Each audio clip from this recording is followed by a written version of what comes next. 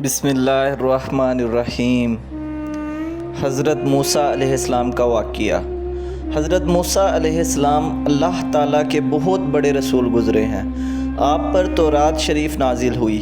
ان کی قوم جنہیں اس وقت یہودی کہا جاتا ہے، انہیں بنی اسرائیل کی ہدایت اور نجات کا کام آپ کے سپرد ہوا۔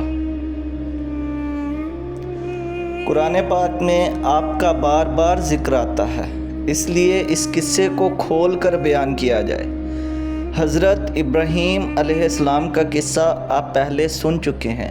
حضرت ابراہیم علیہ السلام کے 2 بیٹے بہت مشہور ہوئے ہیں، حضرت اسماعیل علیہ السلام اور حضرت اسحاق علیہ السلام۔ حضرت اسماعیل علیہ السلام مکہ مکرمہ میں ٹھہرے، جہاں حضرت ابراہیم علیہ السلام ان کی والدہ کے ساتھ چھوڑ آئے تھے، جہاں ان کی اولاد خوب پھلی پھولی۔ انہی میں ہمارے پیارے نبی حضرت محمد صلی اللہ علیہ وسلم پیدا ہوئے۔ ان کے ایک بیٹے حضرت یعقوب علیہ السلام بھی تھے، جن کا دوسرا نام اسرائیل یعنی اللہ کا بندہ تھا۔ ان کی اولاد بنی اسرائیل کہلائی۔ یہ لوگ حضرت یوسف علیہ السلام کی وجہ سے مصر آباد ہو گئے تھے۔ مصر پر اس وقت قبطیوں کی حکومت تھی۔ ان کا بادشاہ فرعون کہلاتا تھا۔ یہ بنی اسرائیل پر طرح طرح کے ظلم کرتا تھا۔ اللہ تعالیٰ نے رحم فرمایا اور بنی اسرائیل کی ہدایت اور آزادی کے لیے حضرت موسیٰ علیہ السلام کو نبی بنا کر بھیجا۔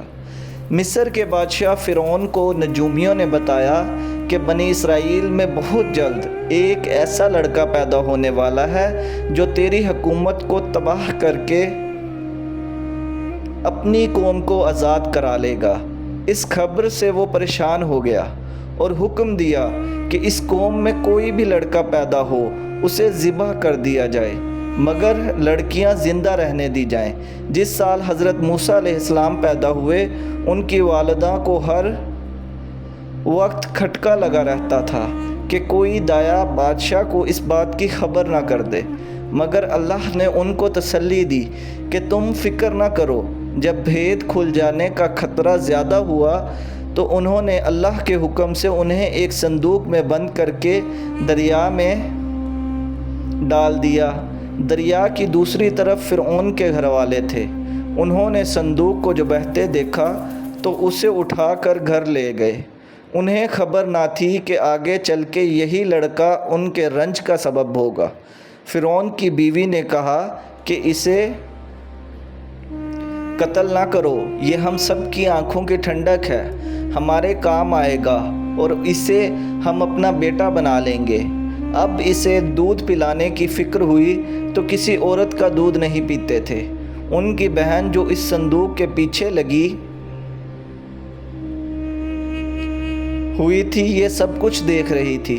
انہوں نے کہا کہ میں ایک انا کا پتہ بتاتی ہوں جو اسے پال لے گی اور اچھی طرح دیکھ بھال کر لے گی، اور انہوں نے حضرت موسیٰ علیہ السلام کی ماں کا پتہ بتایا۔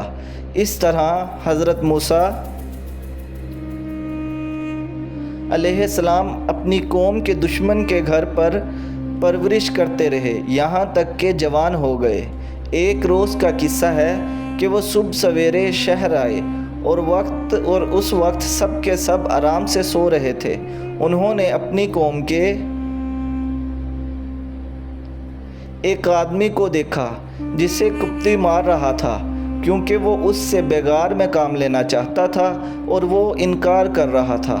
حضرت موسیٰ علیہ السلام سے اپنی قوم کی ذلت برداشت نہ ہو سکی اور اس کی مدد کے لیے مجبور ہو گئے۔ انہوں نے اس کے گھونسا مارا کہ اس کی جان نکل گئی۔ اس کا مرنا تھا کہ حکومت میں کھلبلی مچ گئی کہ بنی اسرائیل کی قوم کے ایک شخص نے ہمارے آدمی کو مار ڈالا۔ چنانچہ حکم دیا گیا کہ قتل کرنے والے کو مار دیا جائے، مگر حضرت موسیٰ علیہ السلام کو وقت پر خبر مل گئی اور وہ مدین چلے گئے، جو حضرت شعیب علیہ السلام کا شہر تھا۔